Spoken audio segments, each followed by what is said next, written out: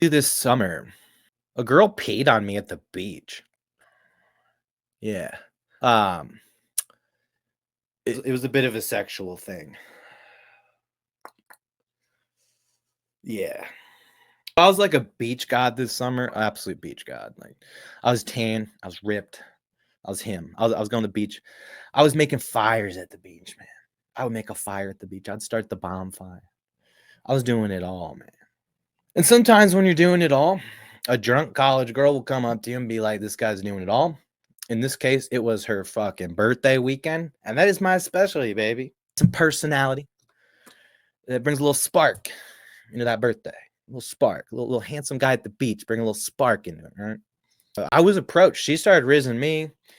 Next thing you know, we're making out in the water, really getting graphic, which is okay, I guess, at the beach. As I'm sitting there making out with this girl in the water and really humping, they're blowing the whistle and they're like, "Get out of the swim lane if you're not swimming." Meanwhile, dude, I'm pretty close to busting a nut in that damn water. Apparently, that's okay. Apparently, PDA at the beach is acceptable because you're under the water. I guess no one can see it. Here in the background, people saying, like, "Get a room." I'm just like, "Oh, oh, this is the room tonight, buddy boy.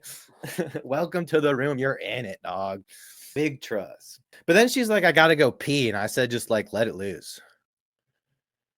And like, I definitely liked it. I did get peed on at the beach this summer. So I'm cruising down the highway, right? I get behind somebody and they're going slow as molasses. They're going 56 in a 65 in the middle lane. Which, listen, man, I've been there. Get a little stoned. You want to go a little slower. You get too baked and you find yourself going 56 in a goddamn 65 and everyone's flying past you. Catch here, guys, is their license plate said get going. The person who was going 10 miles per hour below the speed limit had the license plate get going. My guy, what is that? If you're going to put get going on your license plate, you better get going. But then I thought about it more. I thought about it a little more. I think my guy is playing chess, and I think I'm playing checkers. I think he did on purpose. I think it's a person who's a slow driver, and they put that in their license plate just to play some chess. Oh, dude, I found a new thing.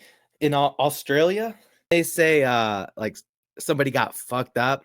They got hit by a car or hit in rugby, I guess. But yeah, instead of saying like, "Oh, he got jacked up, he got fucked up," they say made piss. Made piss. So like, "Oh, that guy was running down the street. He got hit by a biker and made piss. He really made piss. He was lying there on the floor and that guy made some piss." Because sometimes when you take a good hit, man, you piss in your pants. You do. And you know what? Me personally, I'm probably good for like one little shart in my pants once a year. I mean, it's nothing like depends, but every once in a while you get a little stomach thing and you just get a little squirt. Not a fun time, especially if it happens in public. It's a little squirt, a little blowout, a little faucet leaking in your ass. I pooped my pants and it was like at work, just a little shart, dude. I mean, it would probably smell, but I don't get embarrassed like that, so it would just be really funny. I would tell people like, "Man, I shit my pants a little bit." Like, "What? Did something scare you?" Like, "No, I was trying to pee and it just a little peekaboo." I really just don't want idiots in my chat. And I don't even like the term my chat. I don't even like the term chat. What's up, chat?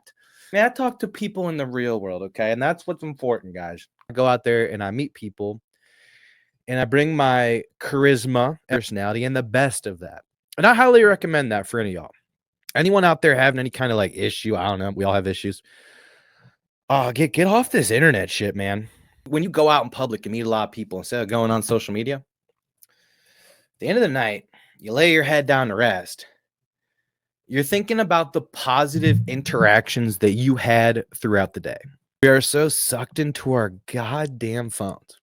Think about how many times you go on the internet and see something that makes you jealous, makes you sad, brings you down, annoys you.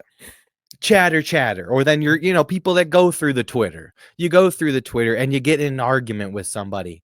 Like you saw their words. You saw another man's words, or woman, or trans, or AI, I guess now. Did the AI take over yet? I haven't even paying attention to the news. In real life, if someone says something you don't like, typically people do try to find a middle ground. And if you spend enough time away from social media, especially like anything scrolling, like Instagram, Twitter, stop. Get it off your phone. Internet world made me feel bad when in reality, I was pretty good. So Martin Luther King, right? MLK, have a dream speech. In that speech, very famous, I believe that men are created equal. Right. So there's Martin Luther King Jr. Think about him being up on that stage. An iconic moment, right? Iconic moment in our history. But we weren't alive back then. And we know how the media and the TVs be hiding things. And you're telling me that Martin Luther King got up there. He said, all men are created equal. And there's some dude in a wheelchair putting his hand up. Whoa. What do you mean we were all created equal? Because I can't walk, my guy. Like, yeah, Martin. We're all born equal. I can't walk. I live in this chair. Maybe he did address that. Like, this is Martin Luther King. I had a dream. I had a dream that all men were created equal. Except people born with horrific disabilities. Sorry about all that. But I do believe that all men were created equal. Again, I know some people here can't walk. We have a few blind people. There had to be a protest group. Now, I mean, I know there's probably some like old school rebels. They were like, screw this Martin King. There had to be some disabled people that were pretty pissed off. One is the loneliest number that you'll ever do. Loneliest number that you'll ever do.